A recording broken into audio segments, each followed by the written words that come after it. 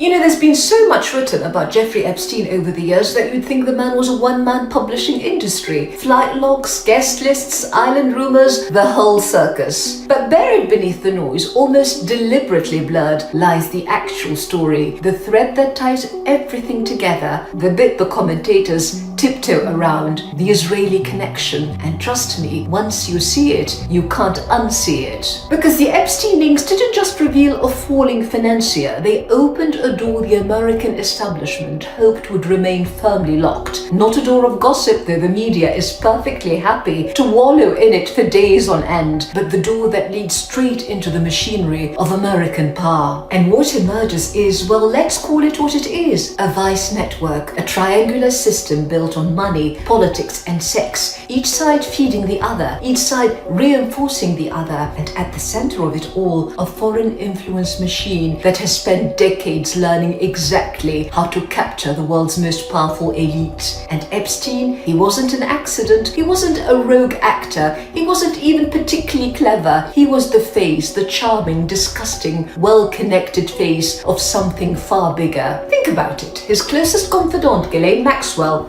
daughter of Robert Maxwell, a man whose Mossad ties are practically an open secret. His business ties, running through Ehud Barak, the former Israeli prime minister who kept visiting Epstein even after the conviction, and conveniently headed Carbine, an Israeli security tech firm Epstein invested in. And then there's the revelation from Dropsite News. Yoni Koren, a senior Israeli intelligence officer, literally living in Epstein's Manhattan home for long stretches between 2013 and 2016, living in his house. You tell me, does that sound like a man orbiting intelligence circles or a man at their very center? Exactly. But possibly the most disturbing revelation isn't about Epstein at all. It's about the elite who flocked to him, from Texas boardrooms to Abu Dhabi palaces, fawning over him like he was the maître d'or of the global power club. Because he was the key holder, the man who could get you into rooms normal politicians only dreamt of, rooms where consequences vanished and appetites reigned. Epstein's world, the island, the jets, the apartments, wasn't a playground.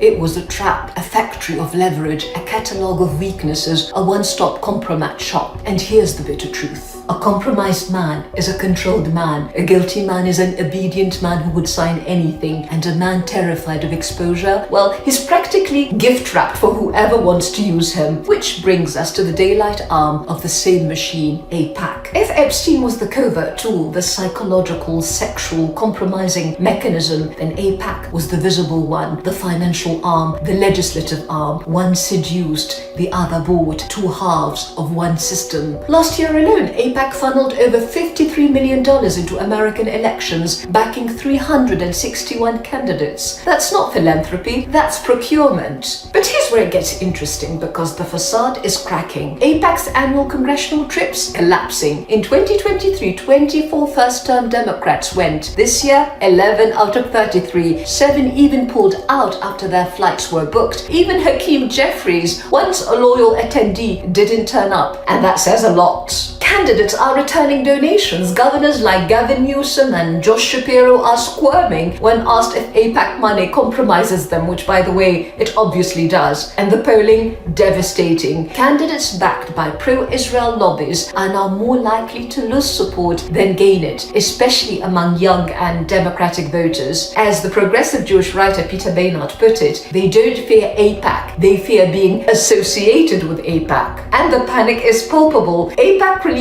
a bizarre little video insisting it is funded by Americans, which is exactly the sort of thing you say when you're worried no one believes you anymore. But here's the real paradox. AIPAC may be losing its domestic shine, yet its grip on American foreign policy remains solid. Public opinion shifts quickly, power structures do not. And so, even as the lobby becomes a political liability at home, US foreign policy remains welded to Israel's interests abroad. Iraq, Afghanistan, Gaza, Iran, wars and occupations that bled America America while benefiting someone else entirely. No empire in history has ever surrendered its grand strategy to the anxieties of a much smaller state, except one whose elites are compromised, corrupted, and controlled. And this, ultimately, is what the Epstein files reveal. Not a lone predator, not a salacious scandal, but a system built on moral decay, on vice, foreign influence, intelligence operations, and political servitude. Epstein wasn't the glitch, he was the blueprint. And so we're left with the only question that really matters: who actually governs the United States? Its elected officials or the foreign network that owns their secrets, funds their careers, and feeds on their corruption? Because a country whose leaders are this easily compromised can't claim sovereignty. A republic whose elites are this cheaply bought can't claim legitimacy, and a superpower that can't even govern itself has no business pretending to lead the world. So when exactly will America insist not in slogans, not in theater, but in action, that its government belongs to its people and not